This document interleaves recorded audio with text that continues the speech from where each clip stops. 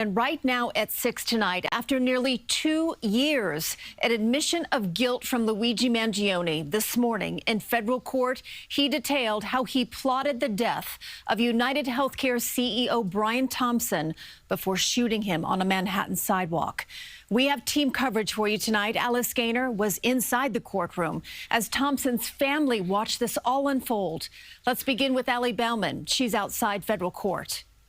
The family of Brian Thompson sat in court wiping away tears as Luigi Mangione detailed in his own words how he killed the UnitedHealthcare CEO. In a beige prison uniform, Luigi Mangione told a federal judge Friday, "I shot Mr. Thompson," admitting in court he conceived his plan after years of enduring severe pain from a broken back, navigating the obstacles of the health insurance system, and witnessing similar experiences of countless others. Brian Thompson was shot and killed in December of 2024 while attending UnitedHealthcare's annual investor conference in Midtown Manhattan.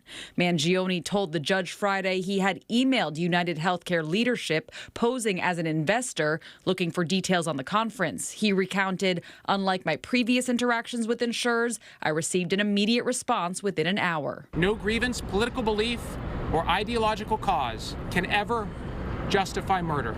Mangione faces life in prison on the federal stalking charges. His defense attorney told the judge his decision to change his plea is not the result of a plea deal with prosecutors. With today's guilty plea, Mr. Mangione has accepted full responsibility for the death of Brian Thompson. A spokesman for the Thompson family said in part, "While nothing will ease the pain of losing him, we are grateful that the federal justice system has held the person responsible for this heinous act accountable." Mangione also faces state murder charges, with trial expected to start next month. But within minutes of leaving court Friday, his defense team filed a double jeopardy motion to dismiss the state case. New York law does not permit a person to be prosecuted and punished twice for the exact same crime. A spokesman for the Manhattan District Attorney's Office said while federal sentencing is pending, we are prepared to litigate the defense motions.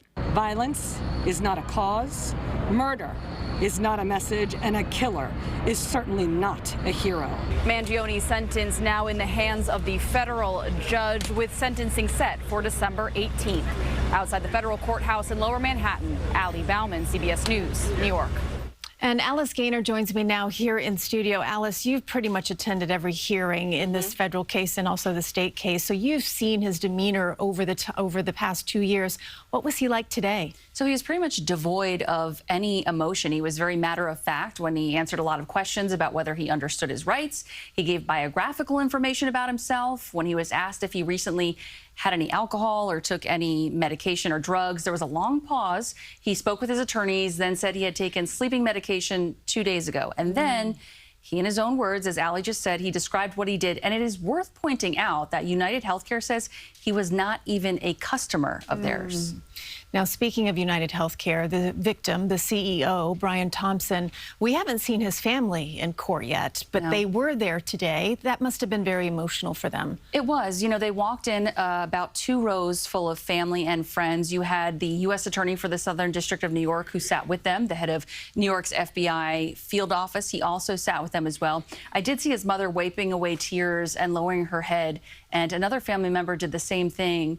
When they left, I was at the side door, which is where they were leaving from at the courthouse, and a man from the public yelled at them repeatedly, "America loves Luigi." So they just sat in the courtroom, heard this man admit to killing their loved one, and then they had to go outside and they had to hear this man repeatedly yelling at them as well. I will point out the crowd of supporters for Mangione outside the courthouse today was much smaller than what we've seen in the past. All right. It's really been fascinating to watch this unfold over the past 2 years, and we still have yet to resolve the state case. That's right. We'll see what happens with that. All right. Alice Gaynor, thank you.